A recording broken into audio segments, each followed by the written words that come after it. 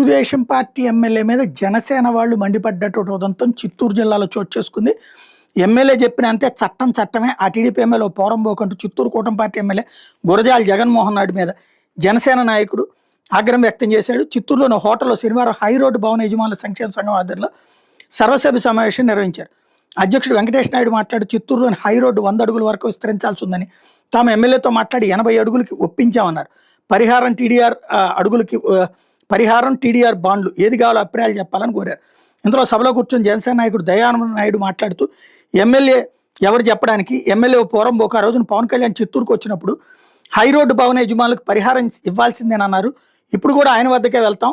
కూటమి ఉంటుందో ఊడిపోతుందో తర్వాత కదా. నీవా నది నీరంతా ఇళ్లలోకి వచ్చేసింది, కొట్టండి. నీవా నది ఆక్రమణల్ని చంద్రబాబు అమెరికా యూరప్ పోయి ఫండ్స్ తీసుకొస్తా రాష్ట్రం మొత్తం అభివృద్ధి చేస్తా అంటున్నారు. ముందు చిత్తూరు హై రోడ్డుని అభివృద్ధి చేయండి, శ్మశానంలాగా తయారైంది హై రోడ్డు అంటూ తీవ్ర ఆగ్రహం వ్యక్తం చేశారు. మరో మహిళ మాట్లాడుతూ ప్రభుత్వం పనికిరాని భూములకు కోట్లలో పరిహారం ఇచ్చింది, ఇవన్నీ ఎమ్మెల్యేలకు తెలియదు, ఎంతసేపు బిల్డింగ్ కొట్టేయండి అని ఎమ్మెల్యే అంటున్నారు. ఆయనకు పేరు వచ్చేయాలి, మరి మెయిన్ రోడ్డును పడాలంటే ఆగ్రహం వ్యక్తం చేశారు. చిత్తూరు హై రోడ్డు వేస్తానికి పరిహారం ఇస్తాను అంగీకరిస్తాను, టీడీఆర్ బాండ్లు తమకు వద్దని సర్వసభ్య సమావేశంలో తీర్మానించారు.